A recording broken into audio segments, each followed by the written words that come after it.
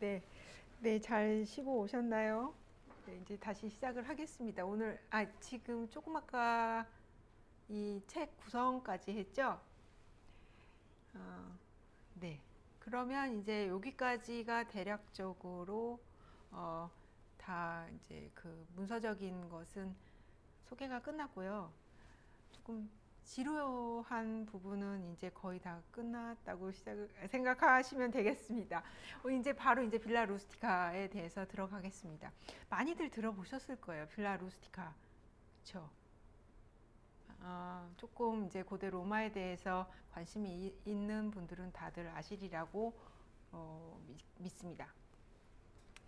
네, 이 용어가 일단은 이제 우리가 많이 사용은 하지만 공부하신 이제 처음 공부하시는 분들도 그렇고 이제 공부를 하는 사람들도 마찬가지를 겪습니다. 이 용어가 고대 용어가 아닙니다. 이거는 이제 현대에 만들어진 개념이에요. 그러니까 말하자면은 그러니까 전문 용어라고 하잖아요. 그러니까 과에서 그 학문에서 쓰는 용어입니다. 네, 이제 로마 라틴어를 쓰니까 그거를 그대로 이제 이 사람들이 쓰던 단어들 중에 가져다가 조합을 한 거죠. 이렇게 생각을 하시면 됩니다. 그래서 빌라 루스티카는 현대적인 개념이다. 이건 꼭 알고 계시고요. 대부분 고고학 용어에서 왜 용어 정리하면서 뭐 빌라 우르바나, 빌라 루스티카 아니면 뭐 이런 식으로 하는 것들. 그러니까 그 당시에 사용했던 단어도 있지만 그런 식으로 체계적으로 정리가 된 것은 이제 학문이 생기면서부터라고 생각을 하시면 대부분 맞습니다.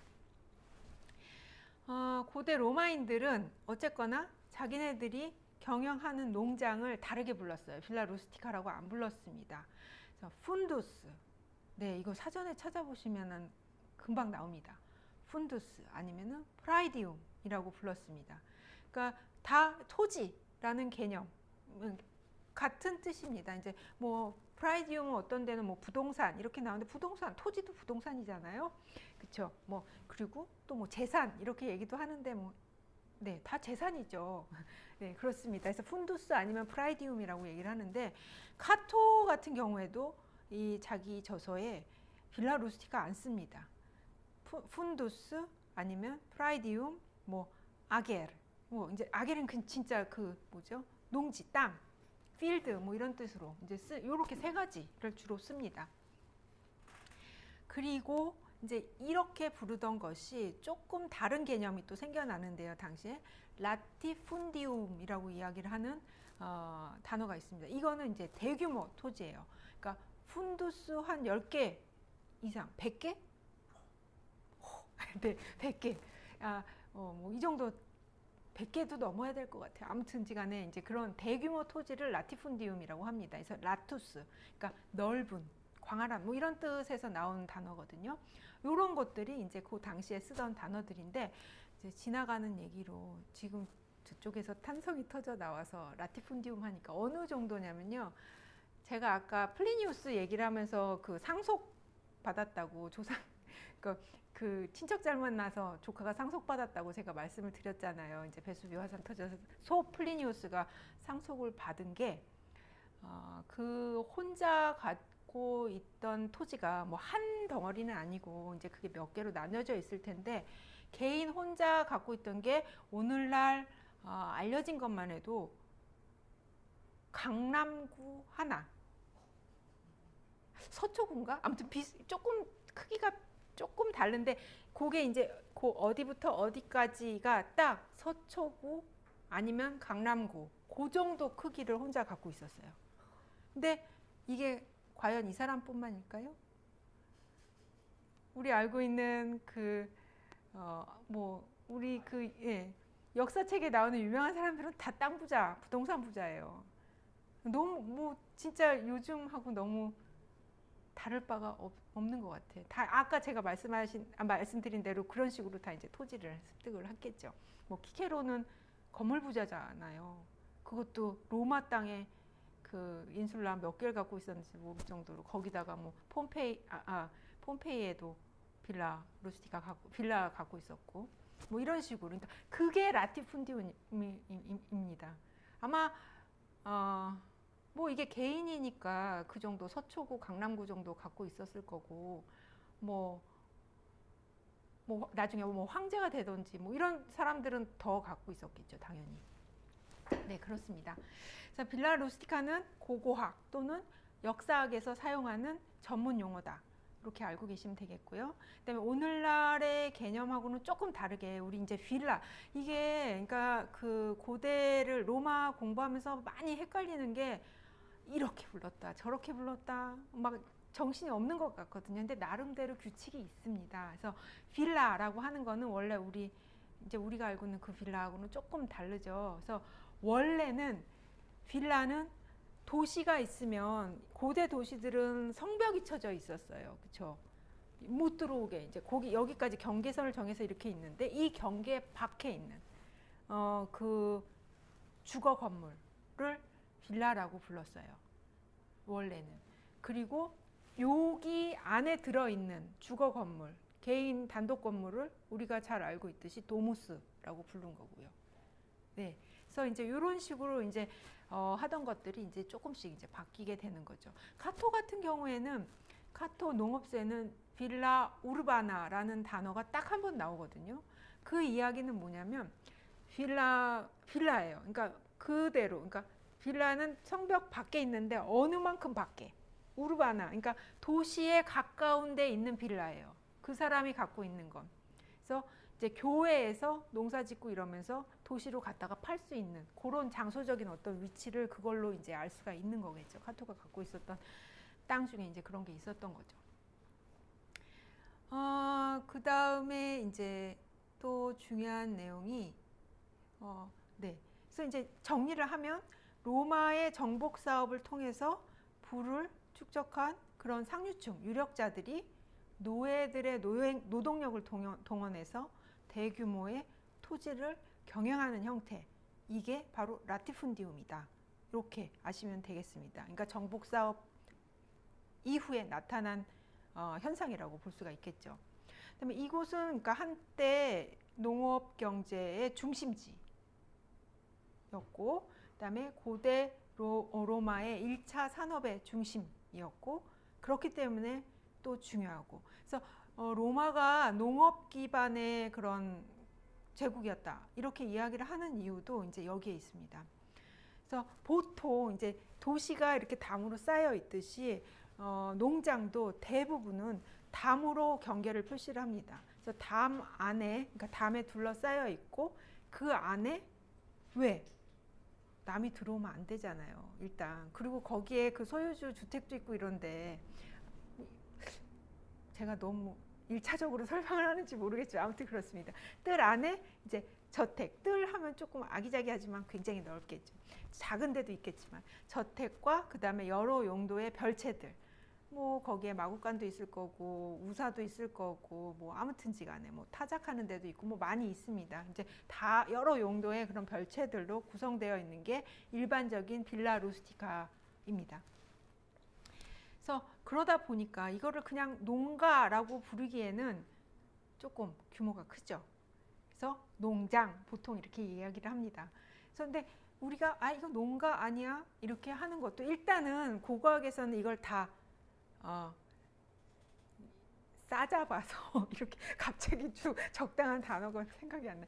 아무튼 빌라 루스티카, 작던 농가같이 작던 아니면은 대규모 그런 라티푼디움 같이 크던 일단은 그런 것들, 그런 구조의 것들은 빌라 루스티카라고 부른다라고 얘기를 하고요. 보통 빌라 루스티카 하다 갑자기 빌라 어쩌고 저쩌고 이야기를 하는 경우가 있어요. 이거는 왜 그러냐면 고고학적으로 이제 그 발굴된 상황에서 볼 때 농장 그 뭐 올리브밭이니 아니면 갈대밭, 뭐 포도밭 이런 거 빼고 빌라 하면 보통은 그 주 건물, 그러니까 가장 그 농장의 주가 되는 중심부 건물을 일컬을 때도 있어요. 그래서 오늘도 이제 제가 그걸 이렇게 혼용을 해서 쓸 텐데 농장이 다 어디까지인지 잘 모르겠지만 그 주 건물 위주로 발굴이 될 때도 있거든요. 그럴 때 그냥 빌라라고 얘기를 합니다. 그리고 이제 그 안에 뭐 축사도 있고 아까 제가 말씀드렸듯이 헛간도 있고 신전도 있습니다. 이제 제사 굉장히 중요하다고 했잖아요. 그래서 이제 그건 뭐 옛날 인슐라 안에서도 그 기도드리는 제사 드리는 그 신전, 그러니까 라라리움이라고 해서 이제 신당이라고도 얘기를 하고 신당 뭐 이렇게 있듯이 크면은 조금 더 규모가 있게 돼 있겠죠. 그래서 이제 그런 것들이 구성돼 있고 그다음에 뭐 목욕 시설도 있어야 되고, 그러니까 일반 주택, 도시의 주택에는 목욕 시설이 잘 없고 공동 목욕탕을 주로 썼지만 빌라 루스티카 같은 경우에 공동 목욕탕 가기 힘들어요. 그 커다란 대지에 서초구 막 이따만한 하나의 농장 있는데 거기 그 개인 땅에 공동 목욕탕 갈라 그러면 뭐 하루 종일 걸려요. 근데 일을 하니까 씻어야 되잖아요.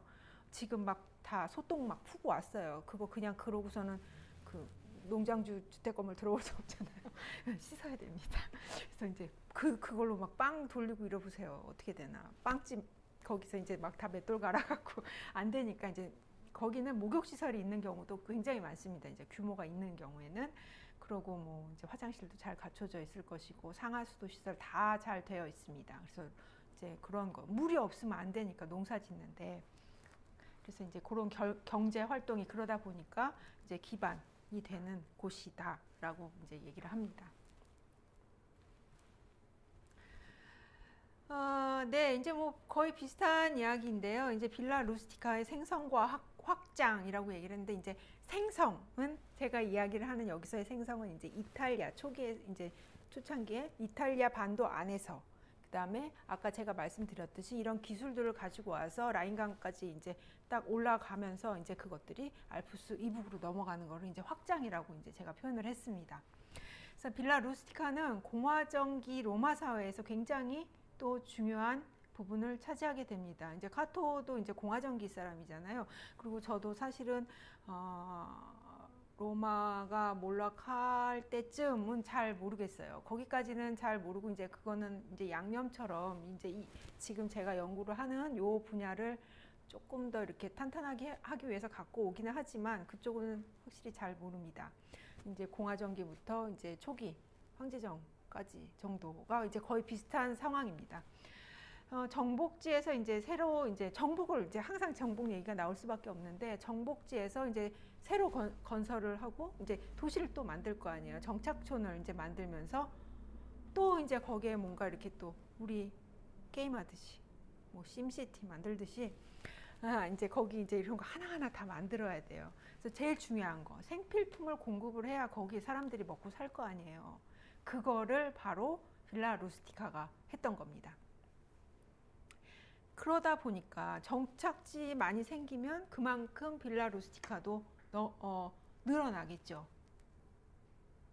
그래서 지금 뭐 이제 이거는 조금 다른 이유일 수도 있지만 빌라 루스티카는 지금 남아있는 유적들, 발굴되는 유적들 보면 이탈리아는 몇 개 안 돼요. 뭐 폼페이에 유명한 거 아니면 뭐 거기 오스티아나 뭐 이제 조금 이제 그런데 압도적으로 많은 곳이 독일이에요.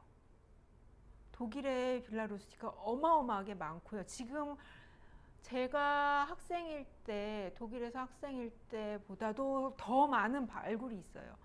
그 다음에 이제 오스트리아 쪽, 그 다음에 뭐 스위스, 그 다음에 갈리아 쪽, 그러니까 프랑스도 좀 있어야 되는데 지금 발굴된 거는 독일하고 비교를 하면은 그렇게 많지는 않지만 아무튼 갈리아, 그 독일만큼 지금 활발하게 발굴 활동이 일어나고 있는 곳이 영국.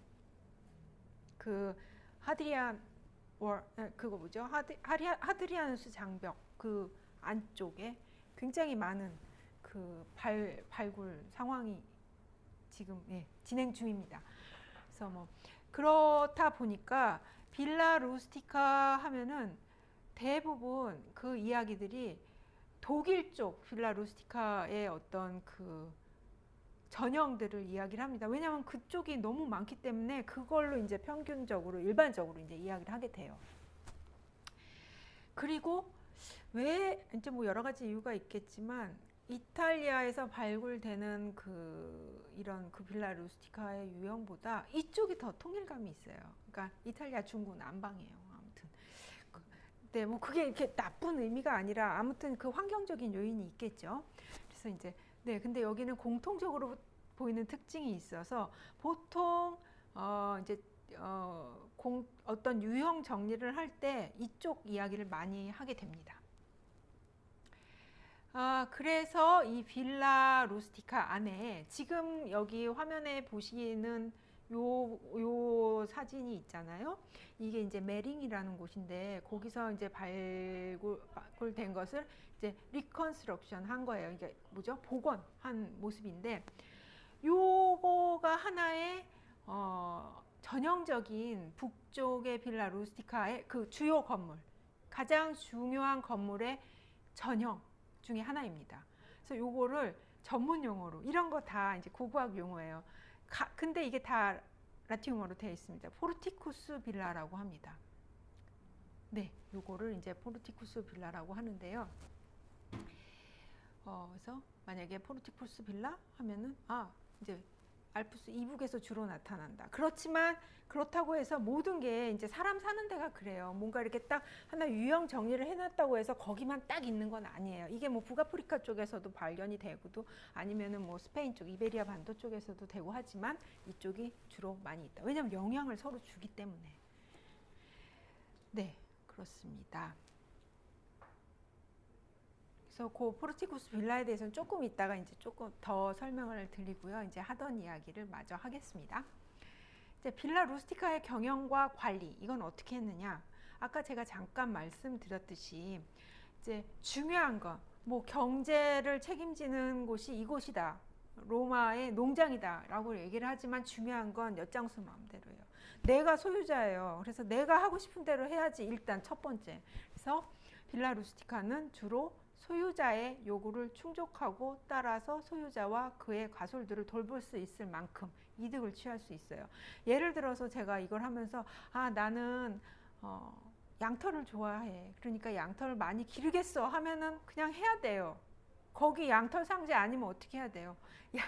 양 수입해 와야죠. 이제 이런 식으로 이제 이건 너무 극단적인 얘기는 하지만 이제 이런 식으로 소유주의 의도가 굉장히 중요합니다. 그 다음에 이윤 충족. 이윤을 취득을 해야죠.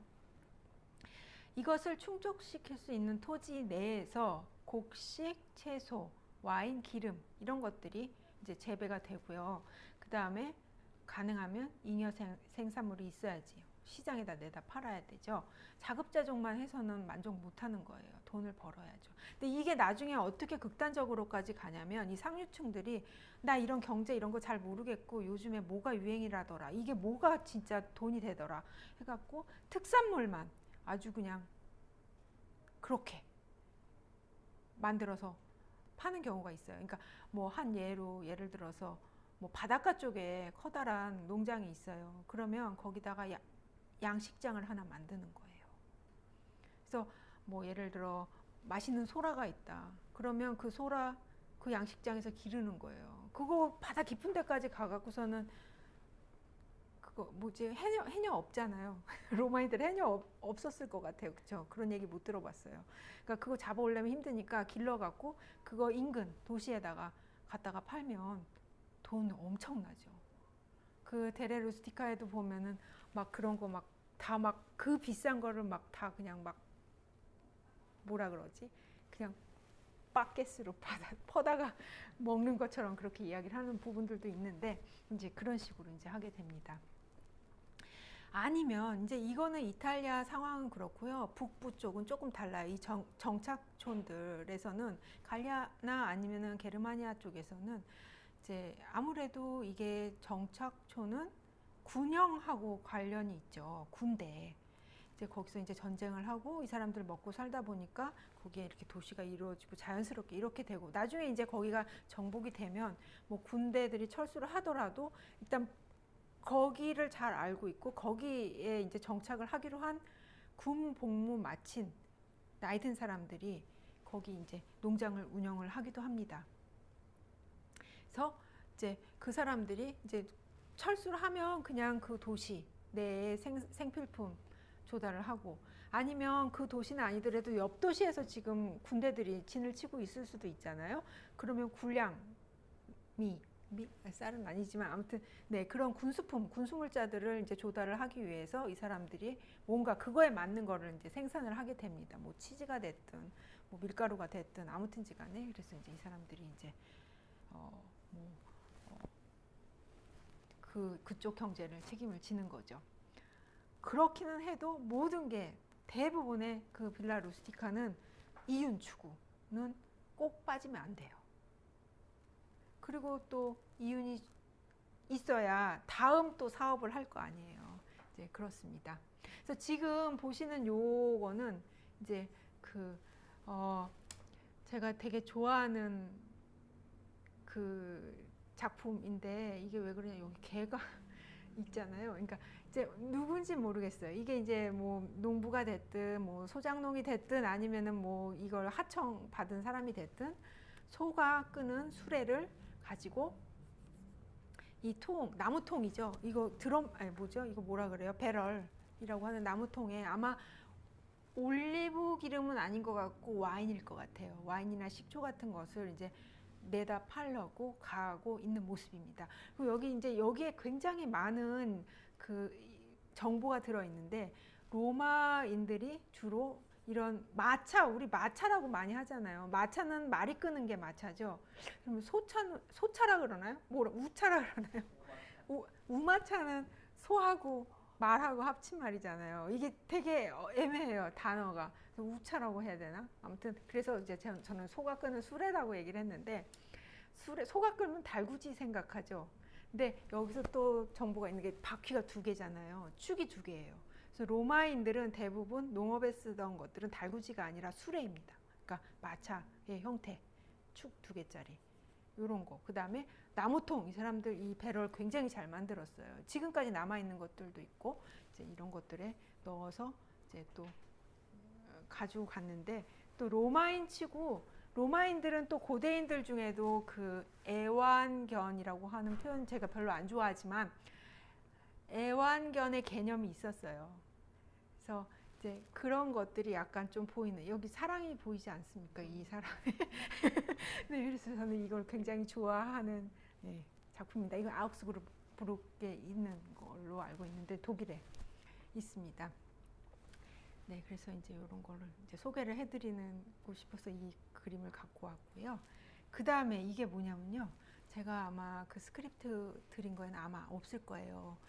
이게 지금 잘 보시면 레겐스북 아니에요. 저 꼭 그런 거 같죠?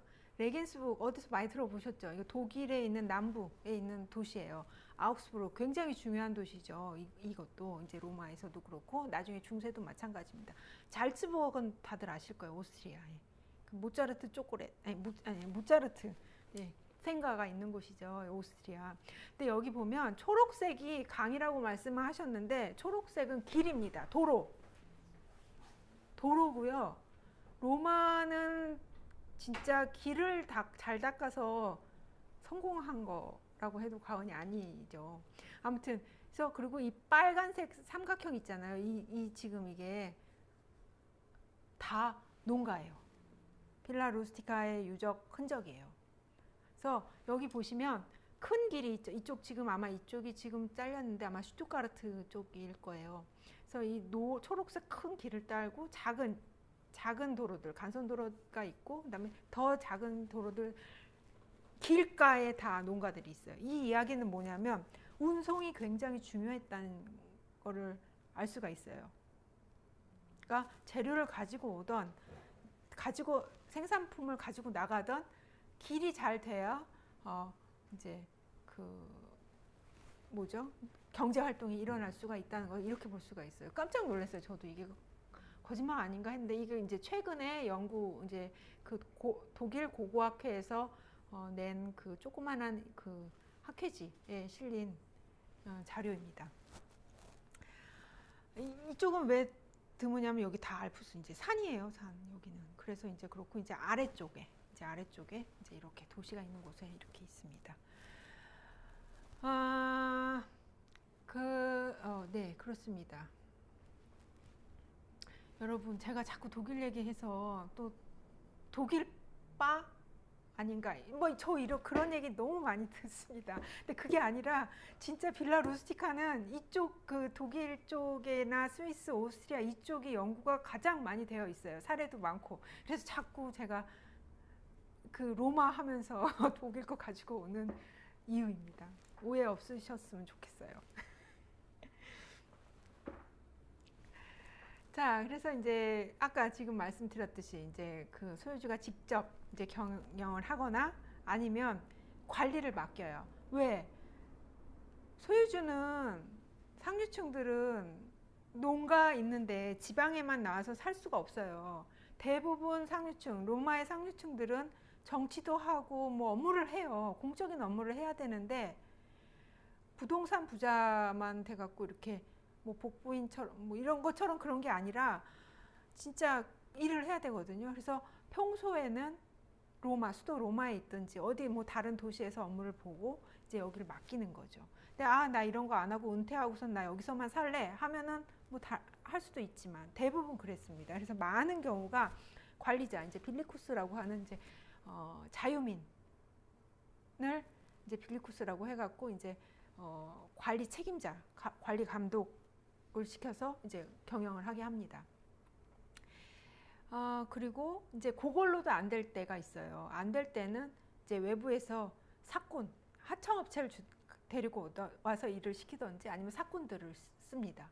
이제 지금 특히 이제 그 외부에서 데리고 오거나 뭐 아니면 하청을 주거나 이런 일을 많이 했던 것들이 이제 올리브 수확대 그리고 포도 수확대. 그래서 이제 요것들 이제 지금 여기는 이 모자이크에는 이게 이제 칼렌더 모자이크거든요.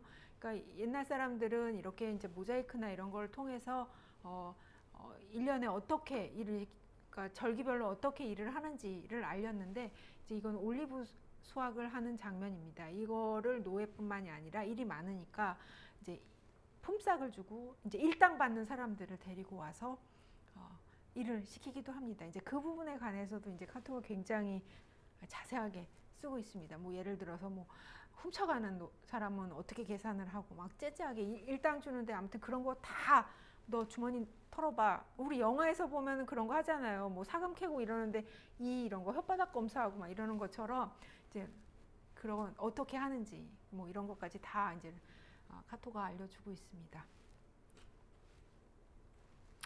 그 다음에 이제 요거는 조금 다른 예지만 이건 훨씬 나중에 예인데 아니 뜬금없이 이거 요즘 그림 아니에요? 이렇게 얘기를 하죠. 하실 수 있을 것 같아요. 근데 이제 여기 오른쪽에 요게 이제 실물 오리지널 원본이고요. 그 다음에 요게 이제 다 이제 색칠해서 이제 똑같이 복원을 해서 다른 곳에다가 놓은 거예요. 그래서 이거 이름이 있습니다. 이게 이제 이것도 독일에 있습니다. 그래서 트리오에 가까운 이글이라고 하는 도시가 있어요. 그래서 이글 하면 영어로는 네, 독수리죠. 근데 그래서 발음이 똑같아요. 그래서 이제 그런 뭐 농담도 있는데 이글 하면 독일어로는 고슴도치예요. 그래서 이게 조그마한 도시인데 도시라고 하긴 그렇고 마을인데 그 마을 이름이 이글이에요. 이제 뭐 이거는 로마 때 뭐 독수리하고 관련 있다는데 그 부분은 잘 모르겠고요. 유일하게 오늘날까 유일은 아니고 2개인가 있는 걸로 알고 있는데 오늘날까지 이렇게 온전한 형태로 남아있는 로마 시대에 제작된 석비입니다. 석비, 무덤, 그러니까 기념, 그러니까 죽은 사람들을 기념하는 석비예요. 그래서 무덤은 어디 있는지는 잘 모르고 이 석비가 원래는 상인 집안을 내 어떤 사람 죽은 사람들을 기념을 하기 위해서 만들었다는데 이제 이건 지금 연구가 진행 중이라 확실하게 잘은 모르겠지만 우리가 지금 얘기하는 시대하고는 조금 떨어져 있어요. 이게 2세기 아니면 3세기 경에 제작이 되었다라고 얘기를 하는데 아마 지금 많은 여기 거의 비슷비슷한 게 이제 주장을 하는 연구자들이 비율이 있는데 아무래도 3세기 초가 아닌가 뭐 이렇게 이야기를 하기도 합니다. 근데 이게 보통 이런 식으로 그러니까 외부에 있잖아요. 이게 그냥 석비니까 밖에 있거든요. 근데 대부분 로마 시대의 유적들은 파괴가 돼서 없어요. 보통 이게 스케치로만 남아 있는 것들도 있고 한데 만약에 지금까지 남아 있다. 그건 이유가 있어요. 근데 중세로 들어오면 이교도의 어떤 문화적인 것들은 많이 파괴가 되거든요. 그리고 어떤 경우는 경우에 따라서는 재활용하려고. 어차피 우리 게 아니니까 이교도 거니까 이제 주님의 이름으로 파괴를 해서 가져다 씁니다. 이제 뭐 예를 들어 이런 거 같은 경우에 만약에 이게 비싼 돌이다 그러면 뭐 교회 바닥 대리석으로 다시 재활용되고 뭐 이런 식으로 되는데, 이게 그대로 있는 이유는 다 이런 거에는 이유가 있어요. 만약에 이렇게 지금까지 온전한 상태로 남아있다 라고 얘기를 할 경우에는 의심을 일단 해봐야 돼요. 가짜. 네. 가짜. 왜냐하면 2000년이 넘도록, 이거 지금 대충 3세기니까 지금 21세기 18세기를 이렇게 멀쩡하게 있다는 거는 참 힘든 거거든요. 전쟁을 몇 번 겪고, 독일 같은 경우에는 아무튼 뭐 세계대전도 겪고 그랬는데, 가짜 아니면 나중에 원래 있던 거를 레플리카, 그러니까 모각한 거던가 다른 시대에, 아니면 아예 없던 거를 진짜 그 고대 것처럼 완전히 상상의 어떤 그 창조물 뭐 이럴 수 있는 게 있어요. 실제로 그런 경우도 많고, 우리가 뭐 이제 저 학교 다닐 때는 뭐 이게 로마 시대 거라고 했는데 나중에 알고 보니까 중세에 제작된 거 막 이런 것들 꽤 있거든요. 그래서 다 바뀌어요, 내용들이. 근데 이건 진짜로 로마 시대 거예요. 그거는 이럴 경우는 용도가 변경이 됐던지, 이제 그러니까 중세의 그리스도교 세계에서 쓸만하게 어떻게 용도 변경이 된 것들은 살아남아요. 판테온 같은 경우가 아주 대표적인 예잖아요. 원래 만신전이었다가 그게 나중에 중세 들어서 성당으로 바뀌면서 살아남은 경우거든요. 이제 이런 식으로. 근데 이거는 뭐냐면 마찬가지로 잘못된 그 정보에 의해서 살아남았어요, 중세에. 이까지 거 정말 별거 아닌 이 기둥, 이글 기둥이라고 하는 이게 왜 살아남았냐면, 콘스탄티누스 대제의 어머니 있잖아요, 헬레나와 관련이 되어서 뭐 헬레나와 관련된 이야기가 여기 있다 해서 애지중지 막 손상 못되게 이렇게 관리를 해서 지금까지 살아남은 겁니다. 근데 원래 왼쪽에 보는 것처럼 이렇게 그게 중요한 게 아니라, 일단 우리는 지금 다른 이야기를 해야 되는데 이제 소개를 하느라고 그랬어요. 채색이 되어 있었어요. 이렇게. 이거는 이제 고고학팀 미술관에서 이제 연구자들이 이렇게 이제 색을 복원을 한 거. 이거는 이제 모각본이거든요. 그래서 색이 다 지워져서 지금 오른쪽에 있는 것처럼 이렇게 보이는 거를 이렇게 색칠을 해놨는데, 이게 중요한 건 뭐냐면, 제가 이제 하청 이야기를 하고 임대를 주었다 이거를 얘기를 하려고 제가 이거를 이렇게까지 길게 이야기를 합니다. 농장에서.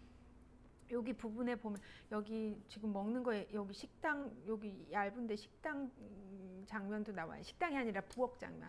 여기 모르타리움이라고 하는 커다란 절구에다 지금 막 그걸 돌로 갈아서 뭐 곡물이든 뭐든 갈고 있고, 뭐 여기 뭐 음식하는 장면들 나와요. 그런데 이제 이거 말고도 여기 그런 어떤 그 로마인들의 어떤 생활들이 여기 이제 구체적으로 나오는데, 요 장면을 제가 설명을 해드리려고 이렇게 길게 얘기를 한 거예요. 자, 여기 뭐 바구니에 뭐 과일인지 뭔지 들고 있고, 아까 닭 없다 그러셨죠? 여기 닭 있네요. 닭 있고 뭔지 모르겠지만 이렇고, 뭐 아무튼 동물 들고 있고 생선 들고 있고, 여기 이제 사냥한 것 같고. 이게 뭐냐면요, 임대료 지불하는 장면이에요. 그러니까 현물로 또 당시에는 지불을 했어요. 돈으로도 하지만, 이제 현금으로도 하지만, 이렇게 현물로 한 아주 귀한 자료예요. 여기 굉장히 이 기둥 전체가 이런 이야기들로 다 덮여 있기 때문에 여기 자료를 가져다 많이 씁니다. 물론 이거는 이제 그 공화정 때는 아니지만 그래도 한 몇백 년이 지났다고 해도 거의 비슷한 식의 어떤 삶의 방식이 유지가 되었기 때문에 굉장히 이제 그러니까 기원전 사람들을 이야기를 할 때도 가져와서 쓰고 있습니다. 네, 그래서 이 사람들이 이제 지금 이 사람은 주인은 아닌 것 같고, 여기 뭐죠? 회계 담당하는 사람이겠죠. 그 경영하는 그 경영진 중에 한 사람일 거예요. 그래서 이렇게 다들 이 사람은 아무것도 없는 거 보고 여기 보면 살짝 보면은 자세히 모르겠는데 이렇게 주머니 같은 걸 들고 있는데 이건 이 사람은 현금이 아닐까 싶어요. 아무것도 없잖아요.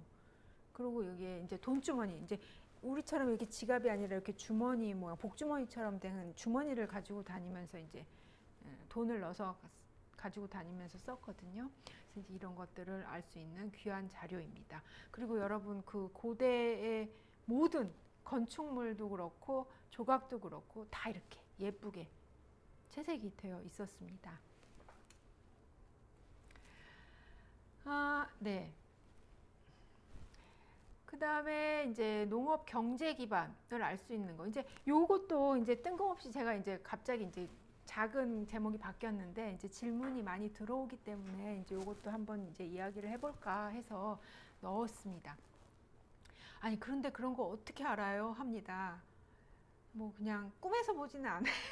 꿈에서 가끔 꿈도 꾸긴 하지만 저는 이제 그런 어떤 동식물을 포함한 그런 환경, 그러니까 고대 농업 경제를 제대로 알아보기 위해서는 이제 아까 제가 말씀드렸듯이 아까 농업서 같은 이제 1차 문헌적인 사료, 농업서뿐만이 아니라 뭐 예를 들어서 시 같은 거에도 이제 가끔 이야기 나오고 아니면 마르티알리스 같이 이렇게 좀 풍자적인 그런 시 이런 이야기에도 이제 그런 것들이 나와서 미루어 짐작은 할 수 있지만 그런 1차 사료에서 나온 정보를 뒷받침해 줄 만한 증거를 수집을 해야 돼요. 그러니까 이거는 그 뭐죠? 범죄 수사팀하고 똑같이 갑니다. 어떤 그런 자료가 있으면 증거를 꼭 찾아서 증명을 해야 돼요. 근데 이제 그런 것들이 있는데 그 부분을 하는 것들이 이제 현대에 와서 과 이름을 제가 이게 고고 식물학, 그러니까 고고학은 고고학인데 식물학을 연구를 하는 거고요. 아주 오래된. 그다음에 고고 동물학 이런 단어가 있나요? 이제 그냥 바로 과 그 분과를 제가 그냥 우리말로 그대로 옮긴 거예요. 그래서 이제 고고 동물학의 도움이 매우 중요합니다. 이런 것들을 통해서 만약에 이런 어떤 것들 뭐 불탄 이런 자잘자잘한 씨 같은 것들이 나왔다. 그럼 그것이 무엇인지 그리고 저기 뭐 거름준 데서 뭐 이런 이상한 동글동글한 덩어리가 나왔다. 그럼 이게 누구의 어느 동물의 똥인가? 뭐 이런 것들을 알아서 이제 그럼 여기서 이런 동물을 키웠고 먹었고 뭐 이런 걸 알 수가 있는 거죠. 그래서 이제 이런 것들의 정보를 이제 통해서 이제 다 조합을 해서 이제 그런 것들이 있어서 제가 오늘 같이 이런 강의를 할 수가 있게 되는 겁니다. 네. 그래서 이제 그 중에 하나가 이제 폼페이에서 발견된 요게 이거 생각보다 신기하시는 분들 많아서요. 그 뭐죠? 성게 많이 드시잖아요. 근데 이게 어떻게 뾰족뾰족한 것만 보시다가 이게 뭐예요 하시는 분들이 있어요. 이거 그 가시 다 없어지고 안에 이걸 뭐라 그래요? 이 폐각같이 요거만 남은 거예요. 이게 폼페이에서 대량 발견이 돼요. 그러니까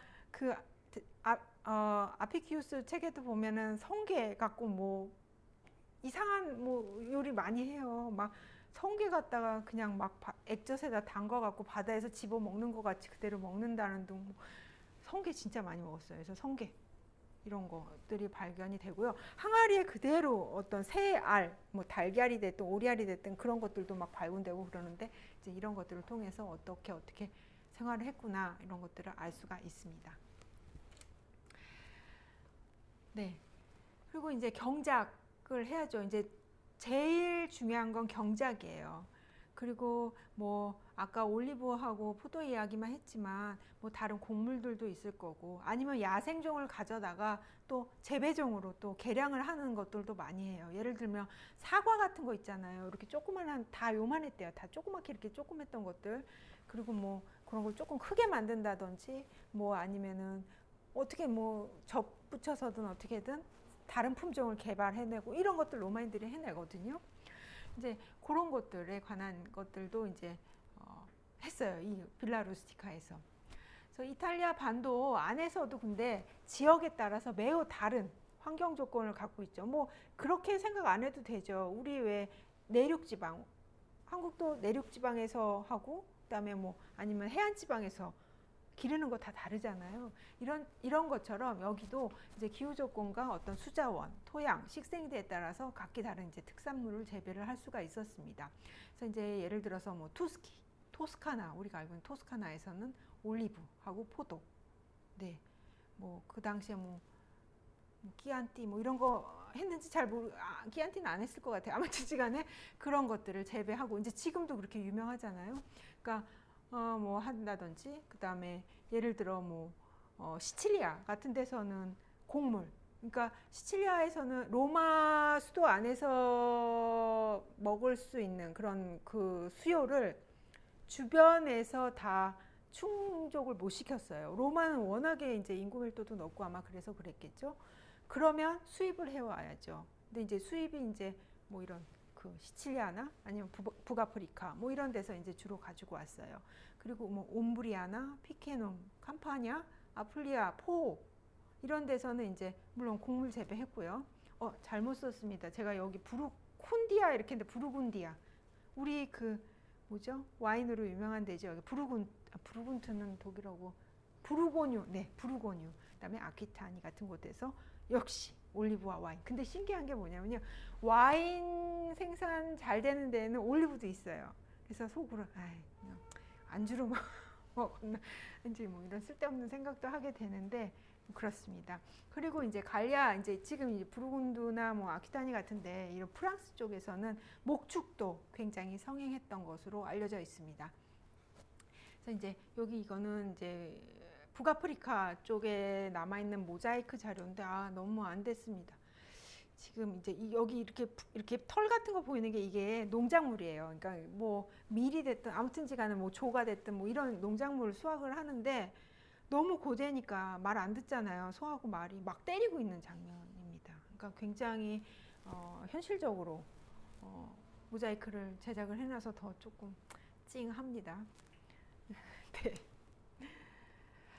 그 다음에 이제 그렇게 수확을 했으면 그것을 수송을 해야죠. 아까 그 알프스 쪽 가까운 쪽에서는 도로로 했지만 모든 것을 도로로 할 수는 없어요. 그래서 수로를 육로 말고도 수로를 이용을 하는 경우가 있는데 그 장면이 남아 있습니다. 그래서 제가 하나 또 가지고 왔는데 이게 이제 우리 다 잘 알고 있는 오스티아 안티카에서 발견된 그림이에요. 그래서 요거는 네크로폴리스, 그러니까 공동묘지에 있던 그림인데요.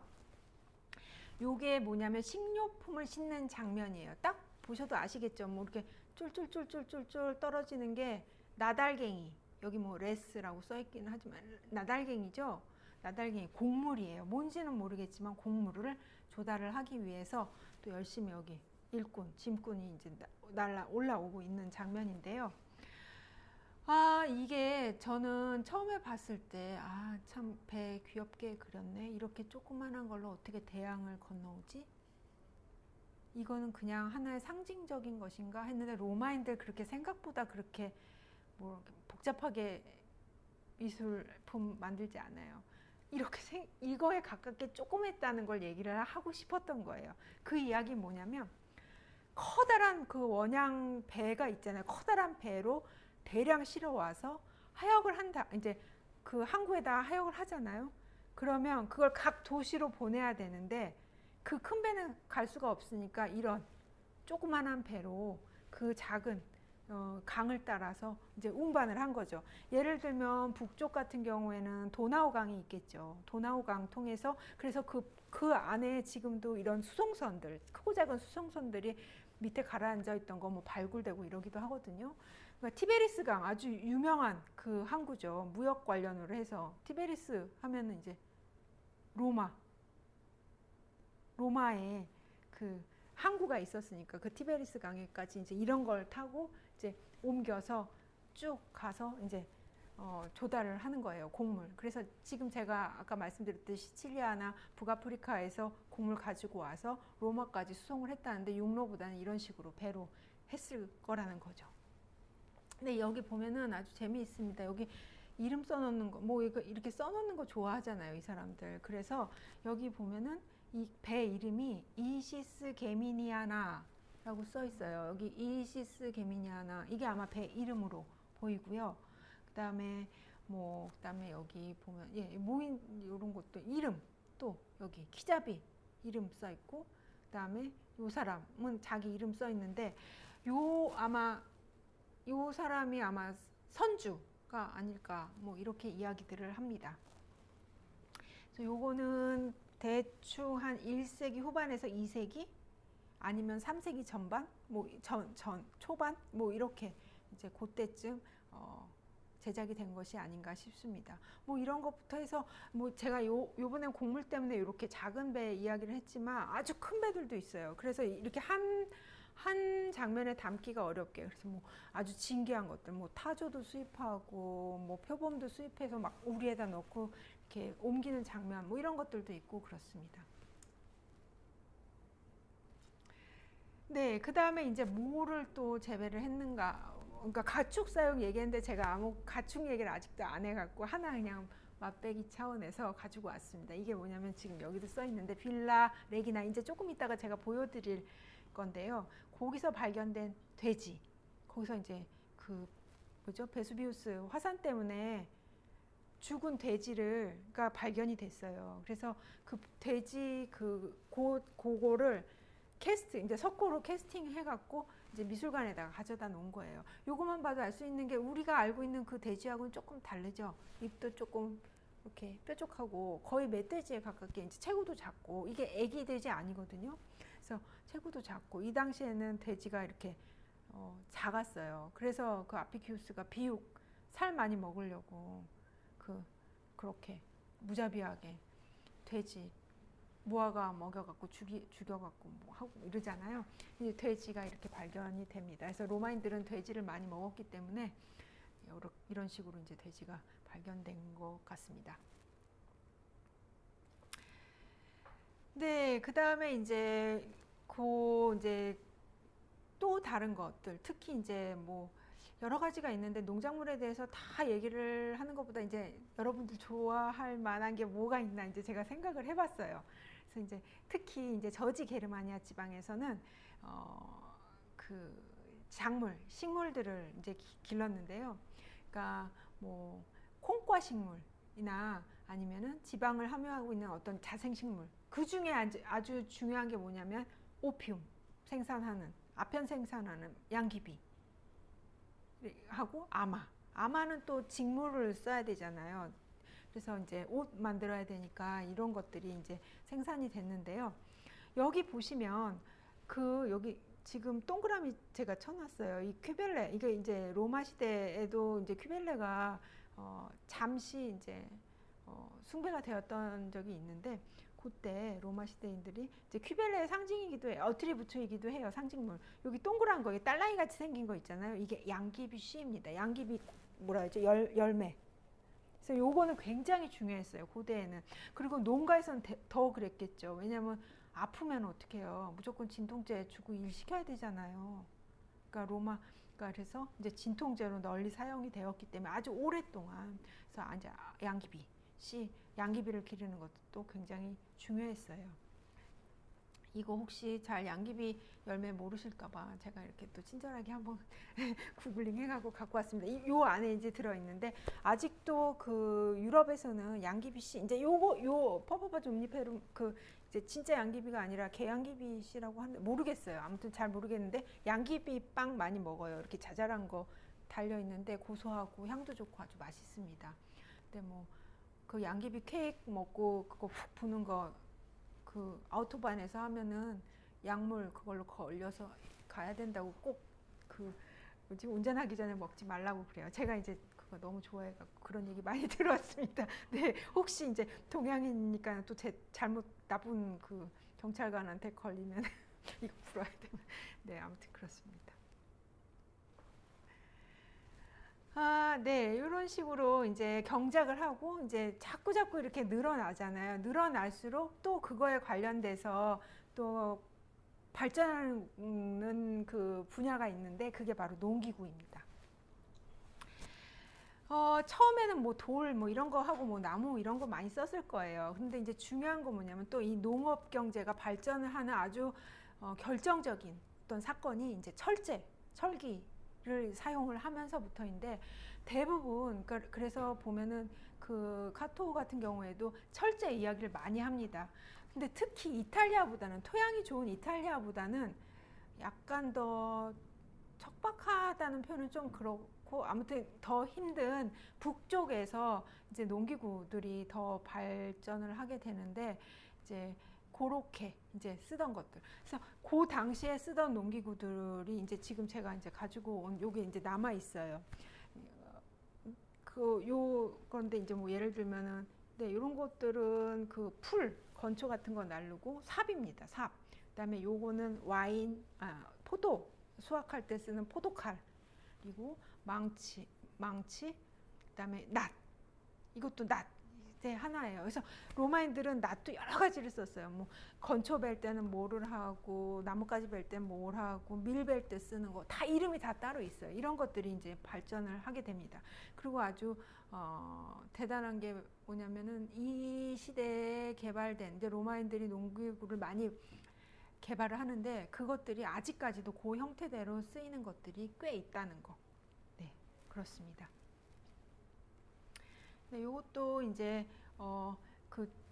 요것도 한 2000 몇 년도 그 연구서 중에 하나 나온 건데요.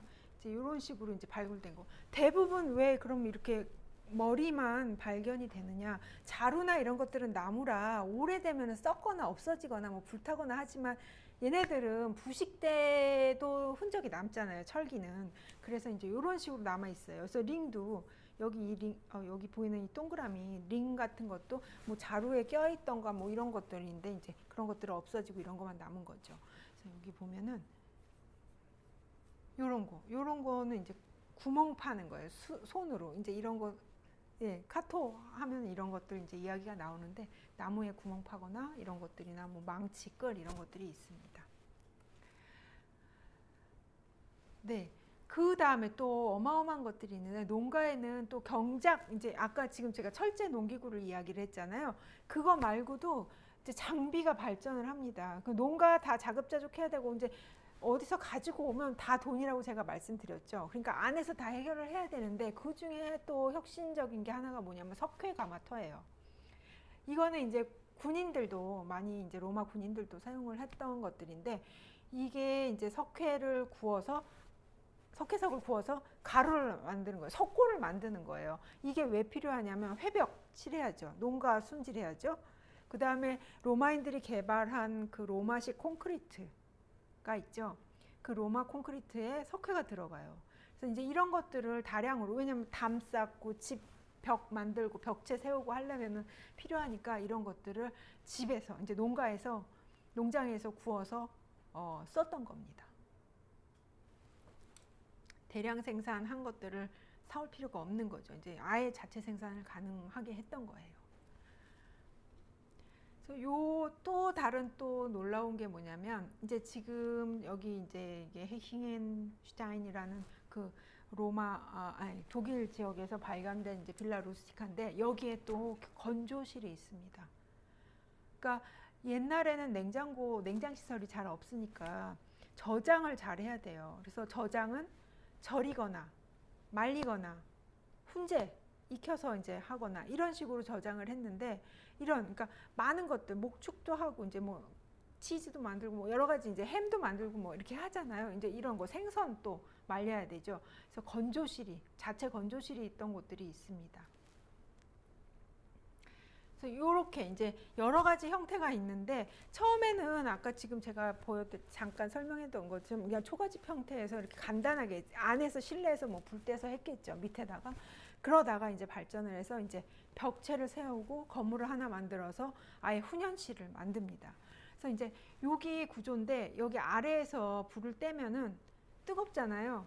그러면 여기 이제 지금 옆쪽에 통로가 있어요. 그래서 덕트가 있는데 거기로 이제 열기가 퍼지면서 이제 건조실이 데워지는 방식으로 되는 것과 그 다음에 요거 제가 이제 여기 이제 얘가 없어서 안 가져왔지만 아궁이 위에 바로 건조실이 있는 경우가 있어요. 그러면 그건 굉장히 뜨겁죠. 그래서 이제 연기가 바로 아궁이에서 바닥에 여기 지금 바닥에 구멍이 뚫려서 이제 아궁이에서 연기가 나오면서 훈제를 하는 경우가 있어요. 근데 보면은 읽다가 보면은 뭐 훈제실인지 건조실인지 아주 두루뭉술하게 이렇게 표현을 해놓는 것들이 있는데 이유는 뭐냐면 두 개 다 존재했고 그 다음에 용도가 조금 달라요. 그래서 지금 보시는 이 덕트식으로 이렇게 옆에 통로를 통해서 데우는 방식은 온도가 그 직접 아궁이에서 우리 옛날 구들장 그것처럼 그렇게 뜨겁게 되질 않기 때문에 여기에다가는 실제로 씨를 뿌리거나 이런 데 쓸 곡물들 있잖아요. 익어버리면은 그거는 싹이 안 나잖아요. 그거 어떻게 해요? 그럼 잘못된 거 그냥 미숫가루 만들어 먹을 수밖에 없잖아요. 그러면 안 되죠. 그럼 그 다음에 농사 망치는 거기 때문에. 그러니까 그런 필요에 의해서는 이렇게 조금 낮은 온도의 것을 쓰고 그다음에 조금 더 익히는 그런 것을 할 때는 조금 직접적으로 온도를 높여서 쓸 수 있는 그런 것들을 사용하게 했어요. 뭐 두 개가 다 있는 곳도 있을 것 같은데 아무튼 이거나 있거나 아니면은 뭐 아무튼 그렇습니다. 그래서 이런 것들이 발견이 됐는데 아까 그 빌라 루스티카에 이 유적이 남아 있어서 사진으로 한번 가지고 와 봤습니다. 네, 시간이 오늘 일찍 끝나려고 그랬는데 빨리빨리 하겠습니다. 그다음에 이제 그 빌라 루스티카 같은 경우에는 아까 제가 말씀드렸듯이 이제 압도적인 수가 다 독일 지역에 있다. 근데 여기 빌라에 속한 토지가 일반적으로 50에서 100헥타르라고 하거든요. 이게 대충 어느 정도가 되는지 어마어마하게 제가 또 잊어먹었어요. 수치를 잊어먹었습니다. 그래서 아무튼 이 50헥타르 정도만 돼도 국내에 이렇게 한 덩이의 농지가 없다고 합니다. 근데 이게 소규모예요. 네, 그래서 그러니까 일반적으로 북쪽 알프스 이북 쪽에는 소규모의 농지 50에서 100헥타 정도이고 이탈리아는 라티푼디움 아까 제가 말씀드렸던 이거보다 훨씬 더 아까 제가 서초구 강남구 얘기했잖아요. 그러니까 그렇게 이제 큰 것들이 있었다고 합니다. 네, 뭐 이제 덜어는 아닌 경우도 있지만, 예, 뭐 마인츠나 트리어 쪽 이쪽에는 이제 굉장히 큰 그런 어떤 농장들이 발굴이 되는데 이제 기본적으로는 독일 지역이나 스위스, 오스트리아는 이렇다고 합니다. 네, 조금 지금 얘기를 했던 부분들이고요. 그다음에 이제 북쪽은 이탈리아보다 춥잖아요. 그래서 빌라 루스티카에도 난방 시설이 있는 곳들이 꽤 돼요. 그래서 이제 이탈리아 반도 같은 경우에는 난방 시설 하면은 보통 목욕탕이나 아니면 공중 변소 이런 데 이제 이해가 되어 있는 경우가 많은데 여기는 이제 춥다 보니까 이제 이렇게 바닥 난방을 할 수 있는 히포카우스툼이라고 하는 그 난방 시설이 되어 있는 곳들이 있었습니다. 그리고 이제 지금 이제 제가 이제 그 빌라 아까 잠깐 얘기했던 그 유형 중에 포르티쿠스 빌라에 대해서 이제 보여드리려고 하는데 예, 북부지방 한정이라고 제가 얘기를 한 건 아닌 경우도 있지만 이제 일반적으로 이제 북부에서 나타나는 그런 유형이기 때문에 이제 이렇게 가로하고 북부지방 한정이라고 이야기를 했습니다. 그래서 이제 보통 이제 농가 중심에 있는 건물이 이제 포르티쿠스 빌라인데 이제 보통 정면, 그러니까 건축을 이야기를 할 때는 보통 전면부의 형태를 가지고 이제 양식을 결정을 많이 합니다. 그래서 전면부에 이제 포르티쿠스가 있고 양쪽에 이렇게 탑같이 돌출부가 있는 구조가 대부분이었습니다. 여기는. 그래서 이제 장방형이죠. 이렇게 길쭉하게. 앞면에서 보면 그리고 그 뒤에 공간에 이제 뭐 네모나게 중간에 넓은 공간이 있어서 양쪽으로 방이 있다던가 아니면은 그냥 네모난 방들이 이렇게 여러 개가 있다던가 뭐 이런 식으로 이제 생긴 것들이 대부분이에요. 그래서 이제 포르티쿠스 궁금해 하실까봐 제가 이제 설명을 해드리면 이런 게 포르티쿠스입니다. 이제 기둥으로 세워져 있고 지붕이 있고 그 아래를 통로로 쓰는 거예요. 이게 이제 쉽게 얘기하면 포르티쿠스예요. 왼쪽에 있는 거는 저도 못 가봐서 잘 모르지만 이건 아테네. 우리 보통 스토아라고 하는 거 들어보셨죠? 스토아가 로마로 들어오면 포르티쿠스가 되는 겁니다. 같은 개념이라고 보시면 돼요. 그래서 여기 이제 오른쪽은 이제 오른쪽에 아래 위에는 로마 건물이거든요. 위에는 이제 체육시설이에요. 그래서 이제 체육시설에 이제 이렇게 비도 안 맞고 좋죠. 거기다가 이제 보통 운동하는 사람들 속옷만 입고 비키니만 입고 왔다 갔다 하니까 비가 오거나 하면 요 아래로 다니면 되겠죠? 뭐 이런 식으로. 그 다음에 이제 아래 요거는 우리가 너무 잘 알고 있는, 아마 이름은 몰라도 아마 보시거나 한 적은 있을 거예요. 그 폼페이 이쪽 유적 중에 아주 유명한 그 빌라의 그 한 통로예요. 바깥쪽 벽에 있는 통로입니다. 이런 것들을 포르티쿠스라고 해서, 요게 요 포르티쿠스가 전면부에 있고 정면부에 있고 양쪽에 이제 돌출부가 있는 형태라고 볼 수가 있습니다. 이제 아시겠죠? 여기 보면 가운데 포르티쿠스, 이제 지나다니는 통로가 있고 기둥이 있는 통로가 있고 돌출부. 이거 리살리테라고 하는데, 리살리테는 보통은 이제 르네상스나 바로크 건축에서 많이 이제 이야기가 되기 때문에 아, 이게 로마에도 있었네 하시는 분들도 있을 것 같아요. 그래서 여기서 보면 13번, 아니 15번이 이제 16번이 이제 리살리테 형식이고, 이제 지금 기둥이 여기 있죠, 앞쪽에. 요렇게 요런 식이 대부분이에요. 그래서 여기는 이제 열린 공간인 경우가 있어요. 열린 공간. 여기서 이제 일을 하는 경우도 있고 뭐 여러 가지 이제 잡일 같은 것도 하고 이제 방이 있어요. 뭐 주인이 머물 수도 있고 가끔 머물다가 가기도 하고, 여기서 뭐 손님도 맡고 뭐 장부도 쓰고 뭐 이제 이런 건물, 일을 하는 건물들이 있고, 그 뒤로 이제 주건물 뒤에 이제 부속 건물들이 여러 가지가 있는 거죠. 이제 이런 식으로 생긴 경우도 있고. 근데 모든 게 다 포르티쿠스 빌라 형태는 아니지만 많은 대부분의 것들이 이렇기 때문에 이제 이걸 하나의 유형으로 이제 고정을 시켜서 이제 정리를 하고 있습니다. 이거는 아까 제가 얘기를 했지만 그 이탈리아보다는 북쪽이 더 많이 규모가 작다고 했는데, 이거는 굉장히 규모가 큰 경우예요. 이제 아시겠죠? 여기 리살리테 있고 포르티쿠스 있는 건데, 이게 어느 정도냐면요, 200, 지금 이 길이가 건물 하나가 200m가 아마 넘는 걸로 알고 있어요. 지금 이게 유적이에요. 그래서 이게 이제 복원한 모습, 이런 식. 그래서 처음에는 이제 요렇게 이제 요게 시대가 이제 변하면서 이제 증축이 되고 뭐 바뀌면서 구조 변경이 돼갖고 이렇게 두 가지의 모습을 가지고 있었다고 이제 연구자들이 얘기를 하고 있어요. 그래서 200m, 네, 240m인가? 아무튼 200m인가? 제가 여기 써놨을 거예요. 그래서 그 정도. 네, 길이가 어마어마하죠. 네, 이게 작은 거예요. 아무튼 시간을, 아니 뭐 이제 작은 것들 중에 큰 예라고 할 수가 있겠습니다. 뭐 그렇다고 얘기를 합니다. 이제 요렇게 이제 지금 보시면은 이게 이제 같은 고 유적들에서 지금 앞에 건물이 이렇고 부속 건물들이 이런 형태로 있고, 그 주변으로 이제 또 이제 밭들이나 이런 것들이 있는 걸로 보입니다. 그러니까 건물이 하나가 아니었던 거예요. 요 200 몇 미터짜리 요거. 그리고 또 이제 이런 모습으로 된 것도 있어요. 그러니까 앞에, 그러니까 기본적으로 이렇게 아주 효율적으로 되어 있죠. 일이 이렇게 뭐 날씨하고는 상관없이 그냥 자유롭게 다닐 수가 있고, 안에 앞마당이 있고, 그 다음에 이제 벽 쪽으로 이제 방들이 있는 형식. 요거는 되게 조그만 형태라고 할 수가 있어요. 이런 것들도 굉장히 많았고요. 네, 이런 식으로. 그래서 요거 평면도는 조금 보기가 어려워요. 그래도 혹시 이제 이런 식으로 생겼다.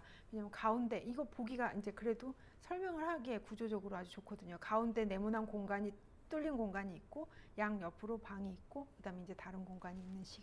이제 이렇게. 이게 다 다른 건데 다 거의 이제 비슷하죠. 아까 처음에 맨 첫 번에 보여줬던 아주 교과서적인 어떤 형태이기 때문에 이제 이걸 많이 가지고 옵니다. 요렇게 생긴 것들도 있고, 이제 요거는 이제 이거는 이제 프랑스에서 발견된 것들. 그다음에 이제 항공사진으로 찍으면 이런 식으로 보이게 됩니다. 유적들이. 뭐 아주 간단한 형태도 있어요. 지금 위쪽, 오른쪽 그림의 위쪽에 왼쪽이 더 간단하죠. 네, 그다음에 이제 이탈리아를 오면 이제 이렇게 되다가 막 자기 마음대로 해요. 이건 굉장히 커다란, 이탈리아 안에서도 이제 나름 커다랗게 완벽하게 온전하게 발굴이 된 예인데, 이렇게 보면 어렵죠. 그래서 제가 또 친절하게 이렇게 돌려왔습니다. 이거는 제 이제 얼마 전에 책에도 이제 실었는데 이런 식으로 김치독 묻듯이 이 와인 독을 커다란 독을 이렇게 마당에 발효마당 안에다 다 묻어놨어요. 쓰러지지 않고 좋겠죠. 뭐 숙성도 되고 그러겠죠. 그다음에 타작마당 있고 헛간 있고 여기 보면은 굉장히 큰 규모라는 걸 알 수가 있는 게 빵집, 제빵도 자가 제빵합니다. 욕탕 있고 부엌 있고 그다음에 포도하고 그다음에 올리브 두 가지를 다 재배를 했던 농가 중에 하나입니다. 이거는 이제 이탈리아의 경우예요. 근데 요렇게 그런데 그럼 이탈리아는 이렇게 생겼는가 할 수도 있지만 아니에요. 이렇게 생긴 것도 있습니다. 네, 뭐 이렇게 유형이라는 게 없어요. 그냥 각자 그냥 짓고 싶은 대로. 요건 되게 조그만 소규모라는 걸 그냥 봐도 아시겠죠. 그래서 이제 이거는 빌라 레기나 아까 제가 잠깐 보여드렸던 그 멧돼지, 죄송합니다. 돼지 그가 여기 이제 밭에서 포도밭인가 어디서 이제 발굴이 되었습니다. 이거는 뭐 그냥 대충 지은 집 같이 생겼어요. 그래서 이제 이런 식으로 아주 조그매요. 그렇지만 그래도 여기도 와인을 생산을 주로 했던 집이기 때문에 농가이기 때문에 여기 이렇게 발효마당이 따로 있습니다. 그래서 여기 지붕 있는데 가면 마당 하나에 또 여기 도구로 이렇게 묻어놓은 식으로 되어 있고요. 네, 이렇게 규모가 좀 작죠. 아까 보스코 레알레 그 조그만 거 그거보다는 큰 그 이탈리아 농가보다는 이렇게 좀 작은. 그래서 요건 아주 작은 가족이 경영을 했던 것으로 보입니다. 네, 이렇게 뚜껑도 있고요. 네, 저 같으면 이거 몰래 국자로 아무튼 네, 뚜껑도 금방 열기 쉽게 돼 있어서 뭐 이런 생각도 많이 듭니다.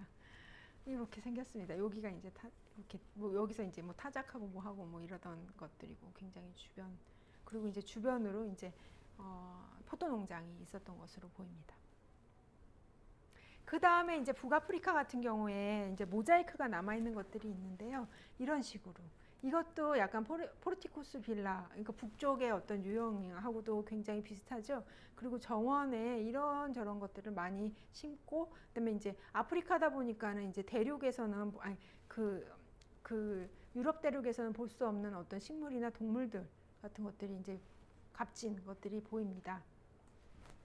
요것도 이제 같은 지역에서 나온 건데요. 요거는 보면은 이제 작물을 어떤 식으로 길렀는지 알 수가 있어요. 이 당시에 이제 지주대 같은 거 이렇게 해갖고 덩쿨 식물, 이게 포도 같기도 하고 뭐 확실하게 모르겠지만 덩쿨은 이렇게 기르고 그다음에 이제 과실수는 이런 식으로 심었다. 뭐 이런 것들을 알 수가 있고요. 전반적으로 다 똑같은 거 공통적으로는 이제 여기는 이제 문형화했지만 이렇게 담 안에 그 농가가 들어있다는 것을 알 수가 있습니다. 네, 오늘 여기까지 이제 일단 하고요. 아주 이제 제가 몇 분 안에 이제 다 정리를 할 건데요. 그렇다면은 이제 정리를 해야죠. 그래서 고대 로마의 빌라 루스티카는 여기 잘못 썼네요. 루스티카는 어떤 양식으로 정리를 할 수 있는가? 정리할 수 없다. 그러니까 한 줄 요약입니다. 양식은 그렇습니다. 유형하고 양식은 다른데 양식은 없다. 네. 네, 이것도 네. 그냥 네.